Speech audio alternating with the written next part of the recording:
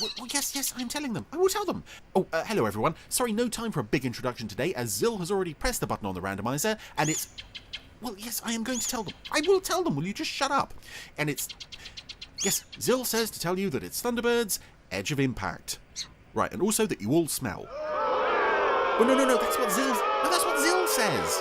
That's what Zil says.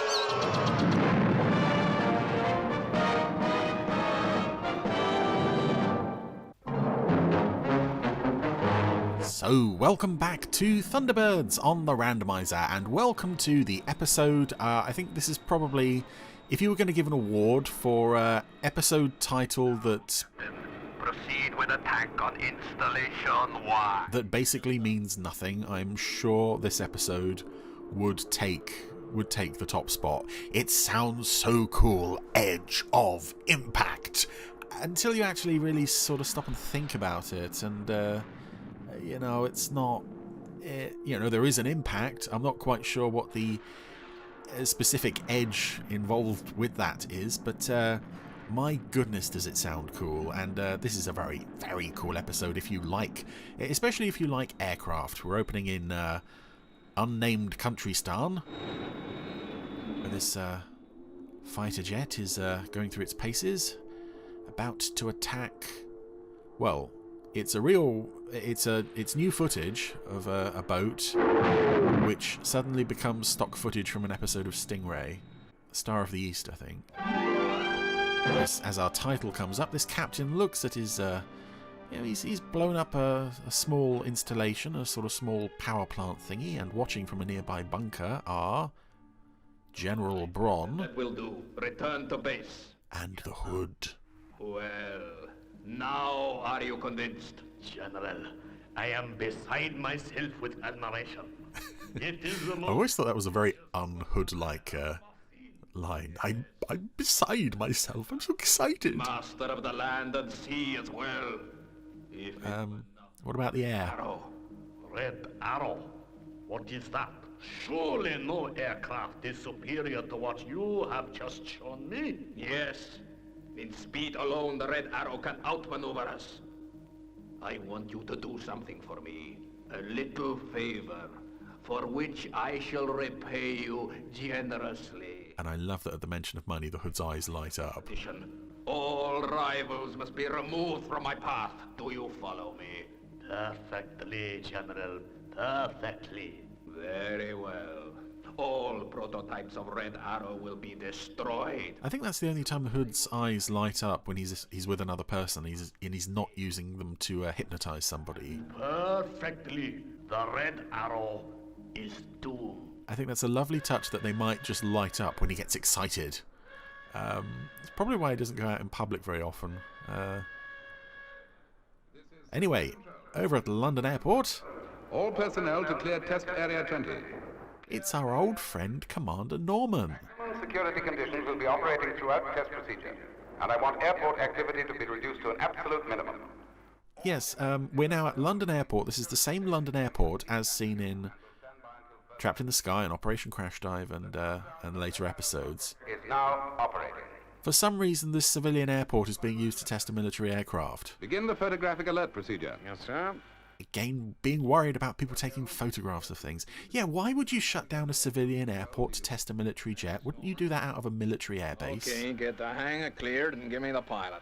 Hangar now clearing, sir. Pilots on channel 2. I also love Ray Barrett's voice for this this character. And of course, here we go. Another fantastic jet that, instead of moving the jet out of the hangar, we'll move the hangar off of the jet, because that by far is the easier thing to do.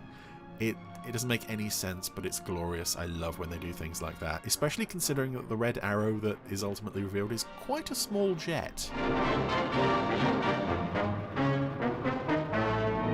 Love as well that the music ends on that slightly ominous note. But I'm sure all the holiday makers and so forth are really, really pleased that London Airport has been shut down to test this Red Arrow thing. Normal airplane that you will be taking up today.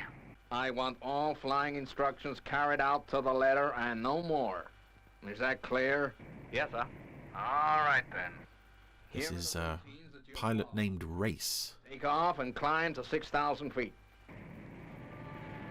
Meanwhile, in the airport car park, one of the few civilian vehicles that's apparently made it into the airport today, the North Pole Laundry Service, which you can, of course, now buy the logo from as a badge from the Jerry Anderson store. I don't think it will be going very far today.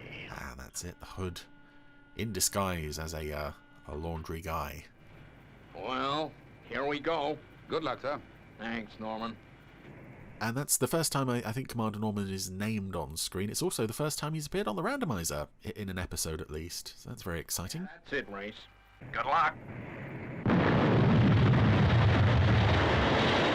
This was an episode that, as a kid, I had one shop-bought Thunderbirds tape, and that was it. And it wasn't even episodes. It was... Some aircraft you've got there. Oh, here we go. Sir, what a performance. What a performance. I love that guy. Yeah, this was a tape released for the, I think, 30th or 35th anniversary of Thunderbirds. It was part of a series of 4. Heroes and Villains, The Machines, Great Disasters and Great Rescues. They were 50-minute compilations. I had Great Rescues, and this was on there. Airspeed 4,000. It was a 50-minute compilation with clips from like 10 different episodes. This was one of the episodes on there. Hold your airspeed below 4,000. I always remembered looking at the catalogue of episodes that were inside the tape and thinking, oh, if I could watch one of the episodes for full again, this was the one I wanted to see. Your airspeed. Because I remembered it being so good as a kid, and when I finally got around to watching it again, it didn't disappoint me. It's always been one of my favourites. Hold up. Course. I don't think it's quite top-tier Thunderbirds as such, but it is certainly a solid B-grade episode. But Race is having some trouble with the Red Arrow. Dropping. He's having trouble breathing, and Here she comes. quite an unpleasant end for this character, and it is, I think, the first death in Thunderbirds. It is working even better than I dared hope it would. Obviously, it depends what order you watch the series in, but yeah, Race has collapsed the controls. The Red Arrow is coming in for a crash landing, and you don't often see death in Thunderbirds. He's blacked out, sir. So when it does come, it's quite a surprise. Red Arrow from GB7. Bail out. Repeat. Bail out.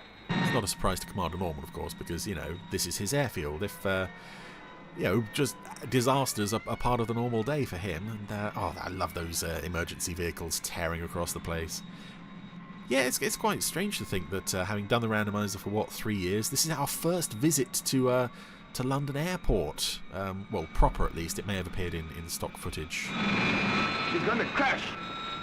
In other episodes, but there we go, getting the last vehicles away from the hangar before kablooey.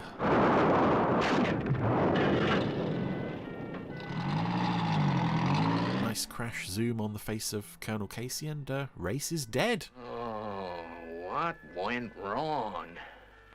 What went wrong? Although Casey doesn't seem particularly bothered. That's a very big fire, though, that has engulfed the hangar.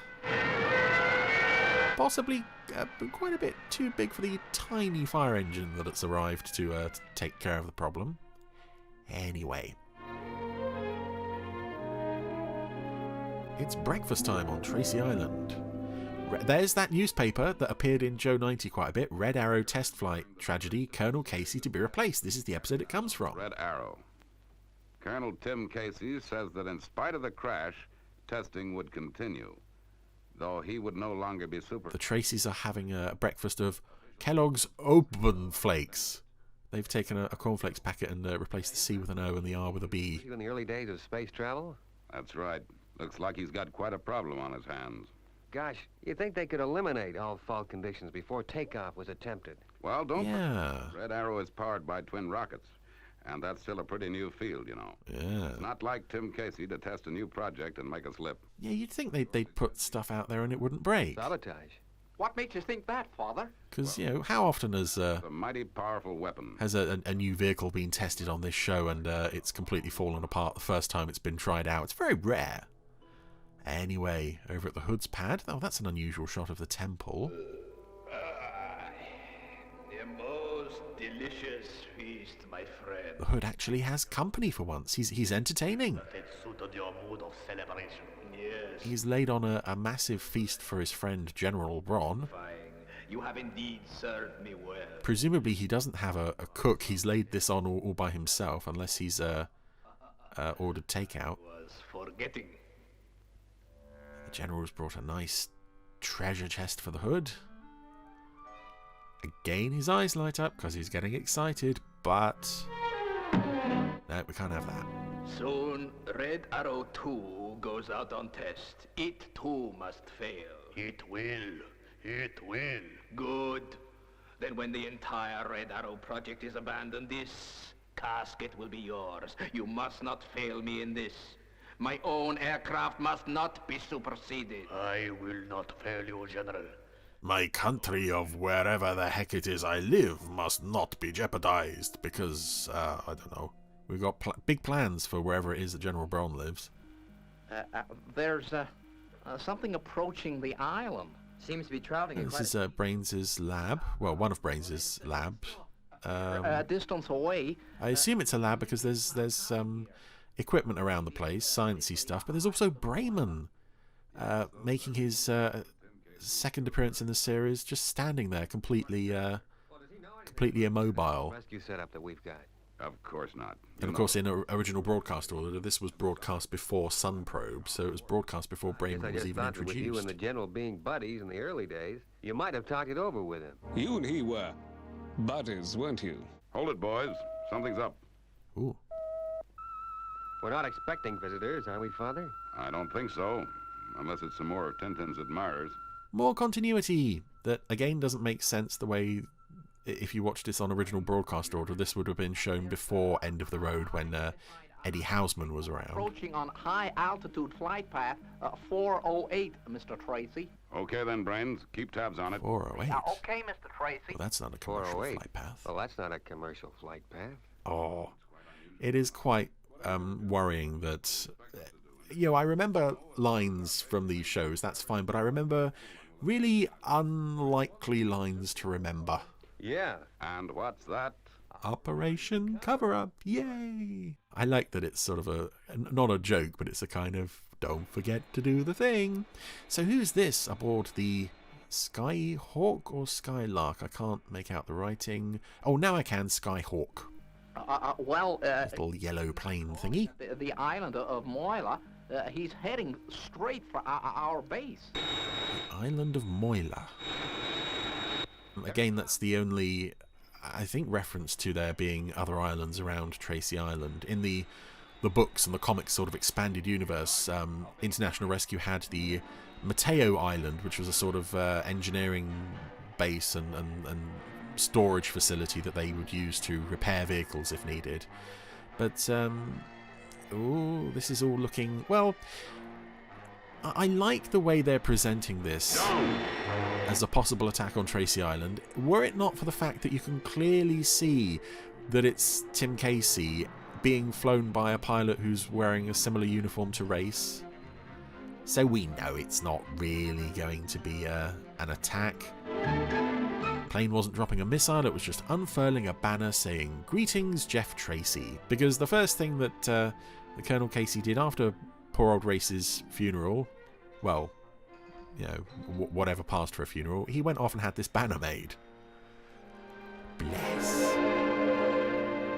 Oh, what happened? They didn't attack. Sounds disappointed. I'll be. Just take a look at that. It's Tim Casey. Boys, looks like we got a visitor. Does it read the same both sides, or does it, what would it read the other side? Earcart, Fedge, I don't know.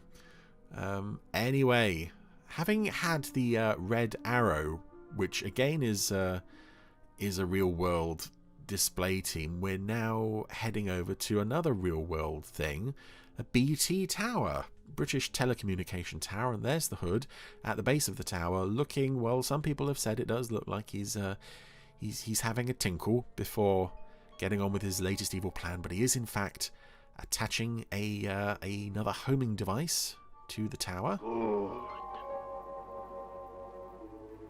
I do love the not just the image of this huge, very thin tower, but I mean, you know, the thing looks like a complete death trap to start with, which is always good for a Jerry Anderson show. You want the thing to be a complete disaster waiting to happen. But I love the backdrop painting of the moody sky. It looks very atmospheric. This is the relief maintenance speaking. I've checked the cross stanchion at 200 feet. You shouldn't have a thing to worry about in tomorrow's storm. Oh, fine. We sure feel a lot happier now. Thanks for checking it out for us at such short notice. Don't mention it. I'm glad to help you out. Good night, then. Good night. Oh, I love Pleasant Hood. That's something I wish we could have seen more of. Don't mention it. I'm glad to help you out. All I have to do is wait for the next test of Red Arrow. Oh, what's the matter, Tim? Still worried about that test tomorrow? Yeah. Still got the death of an innocent colleague of yours on your conscience, Tim. I wouldn't worry about it. Double checked. Red Arrow 1 should never have crashed. Well, here comes Brains now. Maybe he's found out. It is strange, actually, that Casey seems more concerned with the plane than the pilot, which I suppose is a kind of Thunderbirds thing to a point, at least with guest vehicles. I can find nothing to fault. Thank you, Brains. I was sure that Red Arrow was sound. She should never have crashed. Well, Yeah, but Casey in particular is just very annoyed about the loss of the plane rather than the pilot. Race doesn't even get a mention. Was sabotaged by some sort of homing device which the pilot was unaware of. Oh, well, the pilot. Would be one way of slipping through security. No mention of his name. A small detector which could tell the pilot whether it was being diverted during the next test. Yeah, good. Well, thanks for your help, Brains. I think I ought to send Goddard back to the base now. I love how he doesn't sound particularly appreciative of Brains' work. It's, oh, yeah, well, you know, I suppose we'll do it, but... Okay, Goddard, off you go. Thanks for the ride. Good luck with the test. Sorry I won't be with you. So shall I, sir. Now, don't forget to watch the diversion detector that Brains has given you. If you think it'll do any good... Sabotage licked now. So Goddard is heading home. Meanwhile, back at the BT Tower... Just as well we got that stanchion fixed. We have the engineers Jim and Stan. Palm tree and a monsoon. The storm has reached Iceland already. Looks like we're in for a swinging time. Ooh, even more than usual. Yeah, I've always felt that Jim actually looks a lot like Greg Proops. The glasses and the hair. I'm not sure if anyone else feels that way, but regardless, we are now loading out Red Arrow 2 for another, no doubt, highly successful test flight. And again, no doubt, London Airport has been shut down. Maybe they've put the fire out in the hangar, I don't know. Hangar's open, son. thanks. Jolly decent of you, what? Dash good thing of you to do, what? Oh, I love Commander Norman. I suspect that's possibly the only reason why they're doing this test at London Airport, because they're not really reusing the set of the airport as such. They're not using the familiar control tower, either model or puppet set. This looks like a brand new room. The only familiar element of all this is Commander Norman. So I suspect this was just them wanting to reuse a jolly nice guest character. Red Arrow 2 to GB7. And thank goodness they did. I would, as much as I don't understand performing the test of a military aircraft at a civilian airport. Well, the storm's definitely on its way now. I just love that it's Commander Norman in charge, because it's one more bow on his by the storm? His long string and catalogue of absolute chaos. Causing it. There must be an aircraft in the vicinity. It can't be. There's no flight path for miles around here. The only explanation would be if there was a lunatic airport controller who signed up to do military testing. Yes, sir. I'm veering off course. I tell you, this plane is flying itself. Building to a very exciting scene. This is the same trouble as before. You are already 80 miles off your flight path. Off? You are over open country. Dip your nose to a crash position and eject. GB7 from Red Arrow. Diving now and ejecting. Well, at least we're not going to lose this pilot. Goddard is taking the wise step of bailing out. But, of course, the homing device is pulling the Red Arrow off course towards the BT Tower. This is GB7. Aerial test control to UK International Tele-Relay. We have an urgent message. GB7 aerial test control. Is there an outside chance it's not London Airport? An unmanned aircraft in your vicinity. An unmanned aircraft? We advise you to evacuate Sky Control. What's the betting that's not even the silliest thing that Commander Norman has had to report to someone over the course of his career? It's probably 1,000,000 to 1 chance we get hit. Yeah. Well, they wouldn't have told us to evacuate Sky Control unless we're in real danger. Now, for Pete's sake, get that elevator up here. Quick! I can't believe both of you don't turn up to work every morning thinking, my goodness, one day this thing is going to fall over. It's as thin as a matchstick. Elevator's on its way, Stan. But it's glorious. I love the build up to this as well. The music. Oh, I love this music. The storm sound effects, the lightning. You know what's coming. You know it's absolutely inevitable. Attention, Sky Control. The unmanned aircraft is on collision course for your tower. Collision course? Oh, Commander Norman, I love you. Come on, will ya? But the music, I don't know. I don't think you can pin down one element in any really memorable sequence of Thunderbirds. I don't think you can really pin down one element that makes it work more than any other. Believe it.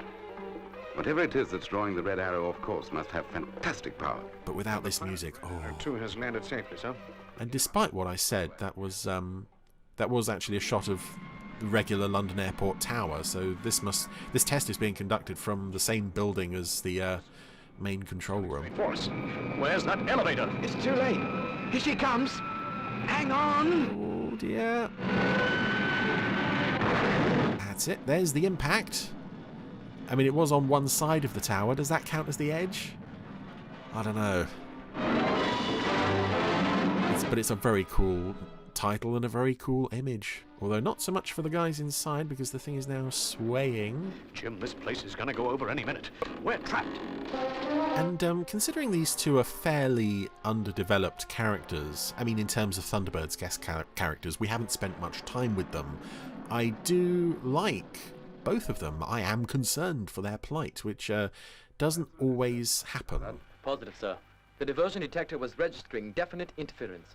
Right, thank you.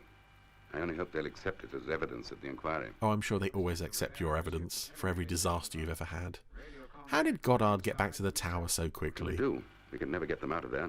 A helicopter would be out of the question with that storm raging. I don't think you dare launch another aircraft at this point. Oh, they broke the teacup. How much longer can we go on like this? Yeah, I don't know if it's familiarity with this part of the episode in particular, having watched it so often on that tape. International rescue. But I do like these guys. They can. And there's really nothing to them as characters. We don't know anything of their hopes and dreams as such. We just know they're two ordinary guys working in a tower together. Seem to get on all right. I don't know where you boys get your energy. Take it easy. Oh, what is she wearing? Just an exhausting game of checkers. Yeah, and we're conserving our energies for that walk around the island that we promised the Colonel for this evening. Where's the Colonel now? He's down at the pool with Father. Ah, so it's another busy day on Tracy Island. Yeah, someplace you got here, Jeff. Lots of smoking going on. One thing that baffles me. What's that, Tim? I just can't figure what you do with yourselves all the time. I mean, those boys of yours, they ought to have something to occupy themselves with. Well, we smoke. We do a lot of that. Oh, he's got an emergency light on the garnish in his drink. Sure thing, Jeff. This would have to happen when we have a visitor on the island. I'll chuck him in the pool. Trust Colonel Casey. Well, that's not the point, Tintin. Was there at Thunderbirds I'll Go fans, the CGI show, there is a Colonel Casey in that, isn't there? I admit I haven't seen much of that. I don't know too much about it. I saw the first 2 episodes and it didn't grip me, so I didn't go back. But that's a nice element of the original series to and there's 2 men to pull back and reinvent. Father, a conventional rescue would be impossible. Gosh, I'm sorry to hear about the Red Arrow. I'm not going to enjoy having to tell Tim about this. But first of all, we got to get out there and save these 2 men. Yay! Jeff knows what's what. Yes, sir. It's not about the plane, it's about the men. You go and get Virgil up here. Yes, Father. Tintin, you've got to get Tim Casey out of the way. I don't care how you do it, as long as he doesn't see what we're doing. All right, Mr. Tracy. If I was a bit immature, I might put some raunchy music over that, but I won't. Because it's launching time. Get moving, boy. A moment's delay could mean the difference between life and death. But you told me to come in here. Out of the way. Virgil doesn't even say anything. He doesn't even have any dialogue there. Now, do you mind telling me what this is all about, Tintin? Sorry, Colonel, but we just heard that there is a water mamba in the area. It's a rare tropical mammal. You may never get another chance to see one. There it is. Quick! Hey! Hey, wait! I like this as well, the way Tintin is used to lure Casey away. Mr. Tracy, I'm taking the Colonel down to the underwater caves. Give me a call when the boys come back. Good work, Tintin. Wait, we have underwater caves? Clear to go. This is Thunderbird 1. I've been in contact with Danger Zone. They say, ah! National Rescue. Local conditions reported to be very bad. Boy, it must be tough on top of that tower right now. So this is a very cool shot of a close-up on Thunderbird 1 as its wings extend as it swoops in to make a landing. I also like with the build-up to the launch, which has of course now happened. It was mostly played in silence until Tintin had got Tim Casey out of the way. So if you ever need to grab the sound effects of the Thunderbirds 1 and 2 launch hangars for any projects you may be working on, that is a jolly good place to grab them from. And here we are on a very wet model set. Lots of water flying about the place. Thunderbird 1 looks very soggy and the lightning just keeps going. It's they do a really good job here in establishing that conditions for this rescue are absolutely terrible, even if it does give the impression that this storm has been raging on for at least about 12 hours by this point. Thunderbird 1 landing on its wheels, which was a rare sight after the first episode. Danger Zone. There's no place here to set up a control center. I'm going to operate from Thunderbird 1. Because I don't want to get my hair wet. 0.5 minutes. Right. Channel in remote camera. Oh yeah, the remote camera. This was a thing, wasn't it? This was in a Pit of Peril as well. I love the noise it makes. I kind of like the look of the thing as, not so much as a camera, but if it had been a vehicle, that might have been quite a nice vehicle design. As it is, I'm surprised they don't use it more often in the show actually, but I can also see why they don't. Okay, it would be useful during rescues, but it does eat up a bit of time during the episode. But it does allow Scott to see where precisely the tower is broken. Look at that main stanchion, Virgil. It's nearly gone. Take the camera up to the top, Scott. Let's see what shape they're in. Be with you in 2.5 minutes. Let's see if they're crying yet. Now, this site is pretty dangerous, Virgil. When you come in, land on the west side, away from the impact area. Oh, Scott has got such a great voice. Impact area, right. So that's the... is that why it's called Edge of Impact? Because you don't want to be on the east side of the impact? Out of this mess. Yeah, but the steel work can't hold out much longer. I suppose Edge of Impact sounds cooler than Side of Impact. But they've seen the camera. Oh, what the heck's that? I don't know. That means that someone is down below.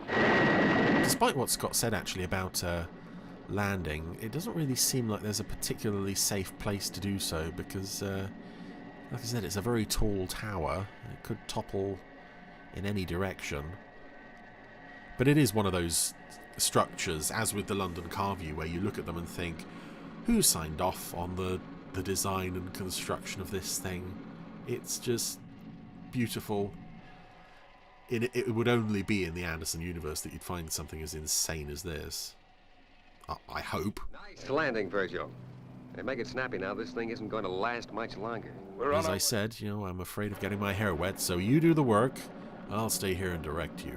And of course, coming out of the pod, we now have this, I can't remember what the exact name for this thing is, because, I love that shot of Scott watching the pod door open from the safety and dry of Thunderbird 1. He just looks like a little kid who's cheesed off that he can't go outside and play today because it's raining.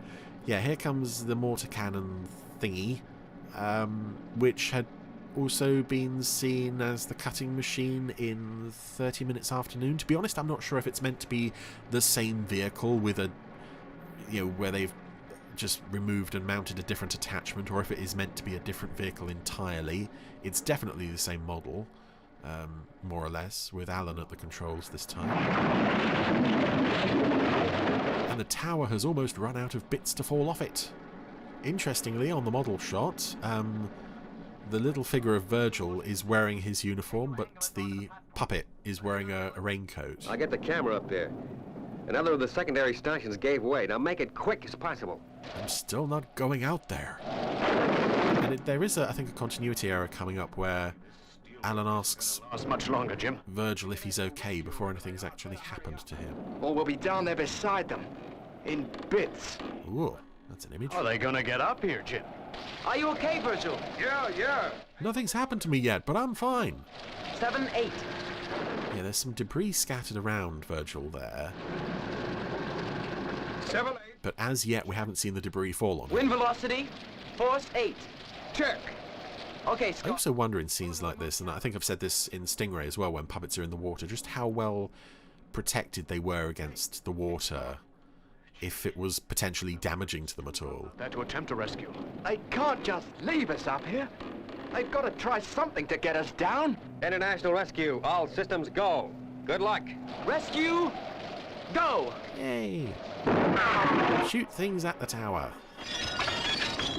Hey, what's going on? An international rescue low-altitude escape harness. A pair of them in a tube.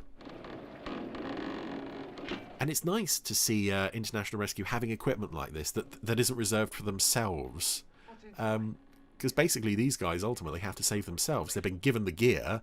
They have to put it on and figure out how to use it themselves, which I think is probably closer to how a real rescue organisation might operate. The tower has nearly run out of bits to fall off it. Come on. Don't make me come out there, you know I don't want to. Okay, Jim. You first. I'll watch you fall to your death, and then if it doesn't work, I know not to try. Oh. Come on, Jim. Here I go. Come on, do it. It's just strange there's no music for this escape sequence. But I also like that the guys on the ground can't see what's happening. And these poor puppets look very battered and bruised. They've been through the wars a bit. Scott's still inside. Look out! Yeah, there's that shot of Virgil almost being hit by debris, which I've always wondered was meant to come just before the shot of Alan saying, "Are you okay, Virgil?" Because at that point nothing had happened to him. But there goes the tower. Doesn't collapse with an explosion or anything, but a rather satisfying collapse there nonetheless. Gee, those poor guys. We were just seconds too late. This is the first time international rescues failed. No, fellas, look! Look! We did it. We did it. They're safe. Yeah, define we there, Scott. They're safe. And when I get over to them, I am going to give them such a telling off for making me get out of Thunderbird 1 and get my hair wet. And Virgil has spotted the homing device. Gee, I sure wish there was something we could do to vindicate Tim Casey. Perhaps this relay tower crash will bring something to light. How's the operation going, by the way? Well, I don't like to pester the boys with needless radio calls. I like this, very casual attitude between Jeff and Brains to the rescue operation. Oh, yeah, that, I don't know. Your guess is as good as mine, really. Managed to save the 2 relay operators, Father. Yay. Well done, Virgil. Are they okay? Yes, they're okay. Yay. Father, we've just found something that may have accounted for the disaster. Because we What don't is see it, them Sam? after that. I'm putting it on the other channel. Perhaps you or Brains might have some ideas about it. Shows how minor Jim and Stan were to the whole thing. We don't even get the international rescue saved us moment. I think we have the solution, Mr. Tracy. This will account for the red arrow going off course during testings. Right, Virgil. Inform the police that the saboteur is most likely in the area of the relay tower. Well, no, what are the chances of that, really? It was hours ago. Why is he still around? Anyway, in other news, the Hood is still around. At last. I guess he stuck around to watch the crash. Destroyed. But he sure didn't make good use of the time afterwards. Will be mine. Surely he knew he would have to make an escape, but no. He just, I guess he stopped off at a motorside cafe or something. And what are the chances he's spotted by the police? They will never catch up with me. Not unless I stop for a unexplained considerable period of time, which is very unlikely. I love the design of this. Oh, it's a maintenance van now, isn't it? Yes. But he's wearing his laundryman disguise. An ambush. They cannot stop me now. I am structural repair laundryman, and I'm going through the roadblock. Yeah, why is he wearing his laundryman disguise? He wasn't wearing that at the tower earlier. Is that why he's taken so much time? He's dressed himself. He's been delivering laundry? I don't know. This is 671. Calling General Brun. Explain my motivations to me, please. General Brun. I do like this vehicle. I seem to recall, was it made as a toy? Discovered some evidence at the relay tower. If not, it should have been. It's quite nice, quite simple and quite nice. Don't you know you can never get away from international rescue? Already I have managed to shake off the police. I'm dressed as a laundryman, by the way. Don't know if that helps. We tried to warn him that the bridge was down, but he deliberately drove through. Well, we better go and see what's become of him. I adore these policemen. They're so casual about the hood's almost certain demise. There he goes. Kablooey! Well, no kablooey, because again, there's no explosion. The van just floats down the river. You must fend for yourself now. And all that laundry that may or may not be in the back of his structural maintenance engineer's van, that's going to be all soggy now. I'd like to have seen more of those policemen, though. Well, it looks like he's fallen off the cliff. Oh, well, never mind. You've shown me over 20 underwater caves, and we haven't seen a mamba yet. Oh, but Colonel, you must see a water mamba before you go back. This is a beautiful swimsuit Tintin is wearing. Nice floral motif to the thing. But Colonel... With a light on top to indicate when the boys have returned. All right, then. Perhaps we ought to be getting back. And it's a rather thankless subplot for Tintin to sort of be shoehorned into, but it's nice to give her something to do. Exactly as it was before the rescue operation. It's nice that she has some use around here beyond just here's the news we've got for him. Making coffee. Let me tell it. Or delivering coffee. Well, hello, Tim. Coffee-related things. We just heard on the newscast that the Red Arrow sabotage case has been split wide open. Oh, that's great news. Who do I have to thank for that? International Rescue, Colonel. They found that Red Arrow was being drawn off course by a homing device placed by saboteurs. Virgil, I told you to let me tell him. Real enterprising. They've also sent out a request for you to get back to the research base at once for reinstatement. Well... research base, meaning London Airport? I don't even know what's going on anymore, but... They certainly were. I like this as well. Tintin basically giving an aside, almost a wink to the camera, sort of, you know. She knows and we know, but he doesn't know. And there he goes, off on the Skyhawk. Jeff and Tintin waving him off. And as he goes, he's got one last banner to unfurl. Oh, why did... It looks like on Casey's helmet he has a picture of a grumpy sunflower. If you look at it at a certain angle, as my head just was then, that's a fun image, as is the image of the Skyhawk unfurling the banner, "Thanks Jeff Tracy." What a nice way to end what is a lovely episode of Thunderbirds. As I said, it's always been one of my favourites. I wouldn't say that it is top tier, but it is definitely up there as one of the best. I adore the imagery of the tower swaying in the storm. I love that we've got the hood around being working for someone else, which was never quite felt right to me, but I suppose it makes sense, and General Bron is a nice enemy. We also have nice guest characters in Jim and Stan. As I said, I don't feel they they were used to their fullest potential, but they were used just enough to make you feel sympathetic for them. Tim Casey is a nice character, although ultimately he doesn't really do much beyond, well, for the second half of the story, he is largely gone, as you might expect. And, of course, Commander Norman. Who doesn't love Commander Norman and his patented wacky madness? So, all in all, lots of really strong elements to this one. Lots of elements that make up a really good Thunderbirds situation and an episode.